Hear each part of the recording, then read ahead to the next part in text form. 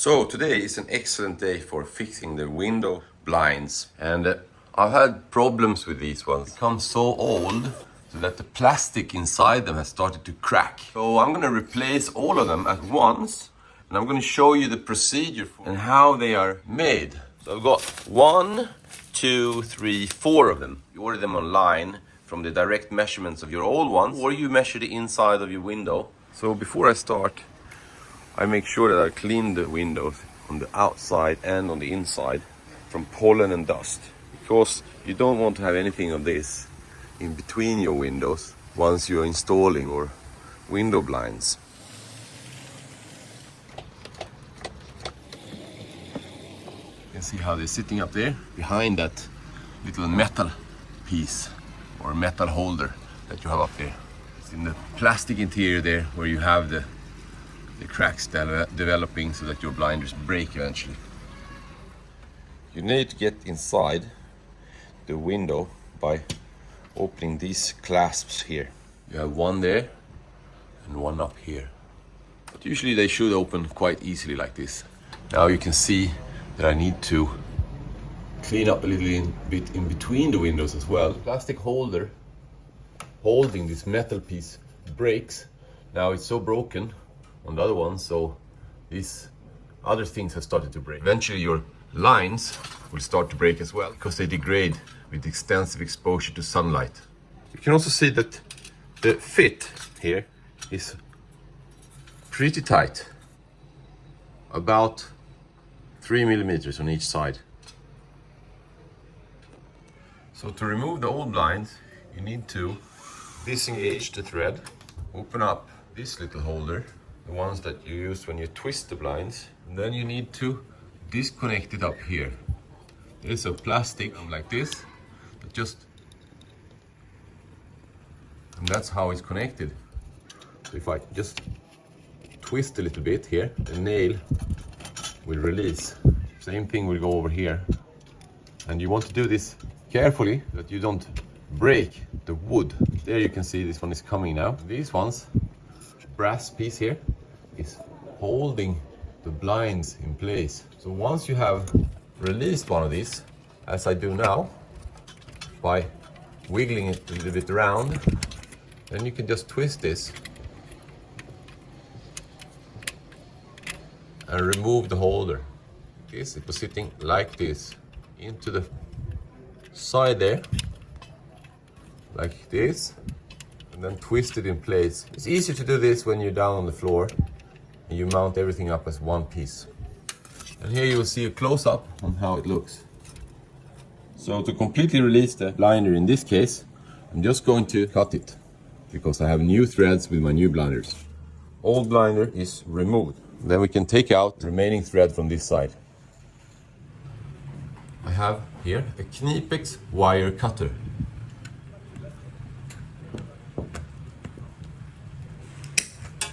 That's it. That makes it possible to pull out the last part. But this whole thing needs to go out. Comes a new one. So for this I use a small screwdriver. Wiggle the entire thing a little bit. We want to pry out this one. Same goes for this side. Don't need to be too careful about this because you're going to replace the entire plastic piece here. And then you can bend, pull just straight out like this. Takes a little bit of force, but it comes out. And this nail, you may want to save it because you know it fits in your window. Now, before we do the reinstall of the new thing, it's important that you clean up everything. Since all these plastic parts are quite sensitive after 20 years, you may want to remove also these ones, which are much easier to get rid of from the window. This is the plastic that usually cracks. Once this plastic starts cracking, the entire blinder will be very difficult to hold in place. This one that turns to roll up your thread falls apart. So you wiggle it in, bend it a bit, and then take it off. So we're now at the point where we have vacuumed through the hole up there. We've cleaned up everything from dust around the corners here. And the entire window is ready for installing the new blinder. These seals here They're quite old. What I did was that I just took this with me to the hardware store, and I got the latest version, the premium flexible, which should last longer and have less of heat loss. Make a small cut like that, and then they separate like this. Now I can put the new seals on here.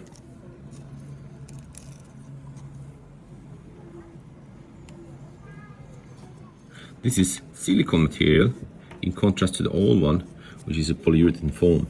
Today I'm showing you one of these liners being exchanged, but I have another two in the bedroom as well. Here is the first one, ready made, and all we need to do is to mount it.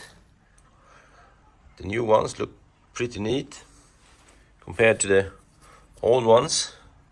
They look like this. But it's exactly the same model. In place. Stick it into the hole there. Not on the inside, as you see over there. You just put the nail straight into the hole where it used to be sitting.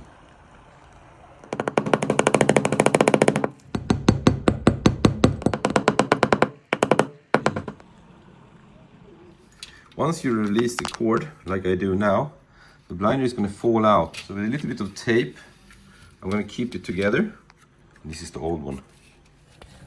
And the little metal tube you see up there should be lying on the inside here in the slot, while this rubber or plastic tube should go out in the hole on the top. And although the holes were aligned, it requires a little bit of poking here as well to get it out on the other side. But this is definitely the most tricky part of the entire operation. Now when both of them are out there, I just grab on to the cord so that I can position the entire blinder in its right spot.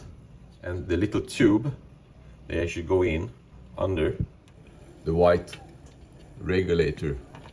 So now everything is aligned, and you can see how the entire thing is going into the right spot here, over there, where you see the old hole, and over there. And you can see how the plastic tape here is making a huge contribution to helping holding this together. And once you get the first nail in place, not that tricky anymore, and you just need to align them all. I've now mounted it so that it's hanging inside, but it can be a bit tricky to get even distance on this side as compared to this side. And the blinder should essentially come down on, well, come in a little bit towards the window here, so that you can close properly the windows after you mounted the blinder in the spot there. So that means you need to have a little bit of a gap on top of the blinder. The tactics here, what you do is that you mount the first one, and then when you have this one mounted and you have a reasonable space in here, about 3 to 4 or 5 millimeters, then you wait with mounting this one, because then you can slide your blinder in position so that it becomes equal distance on this side as on that side. Now, I've already made the mistake of mounting this one too soon. I will remove the nail I put there. So now you can see how I mounted the first one, and the second one is released. And now we can slide it sideways to make sure that we fasten the second one in the spot where it should be, so that it's all centered.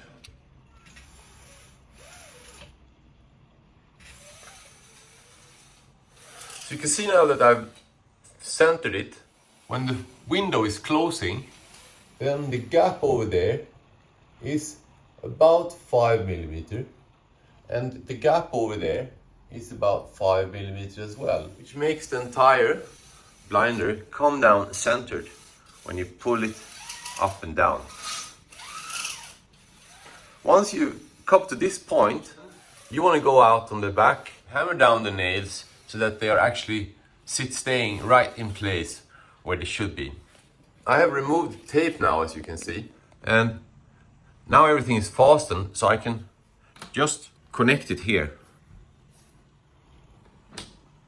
Window is still open on both sides. These nails here, they're hammered down completely. Now avoid using the bottom hole there, or you're probably going to damage the wood here.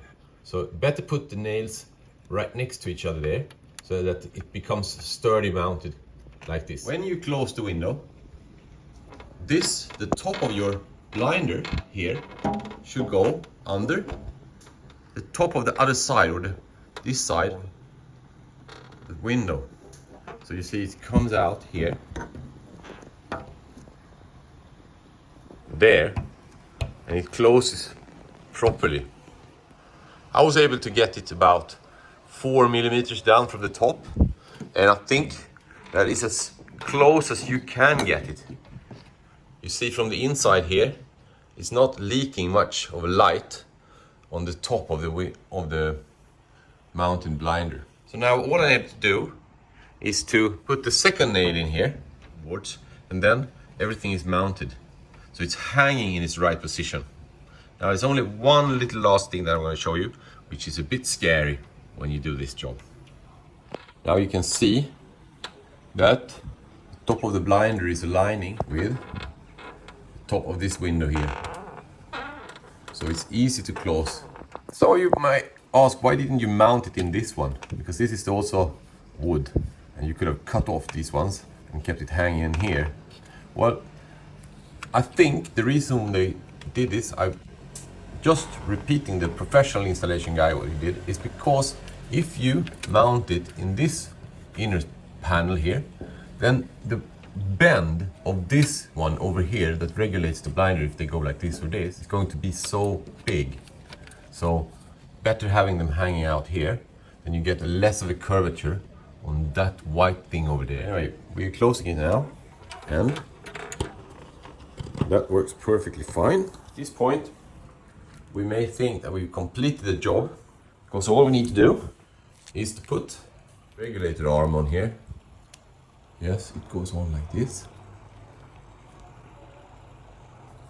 And then it sits in there. And we think that we're all done. Now the scary part is that you will find when you open up the blinder, it comes down.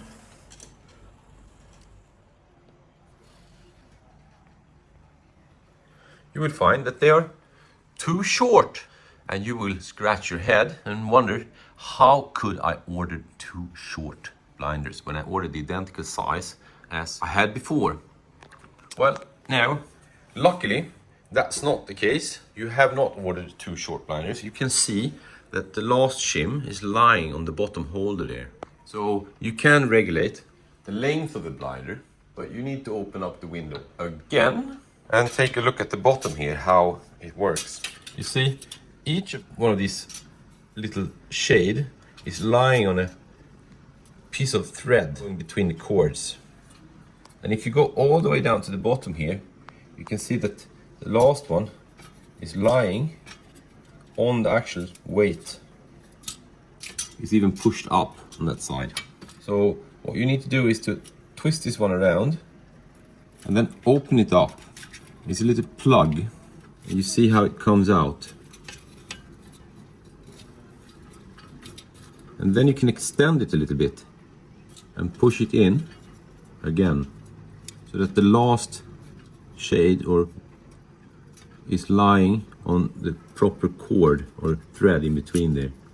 So now, at this one, twist it around and push it in. It's down on the right length now. You can now close it, and then you'll see at the bottom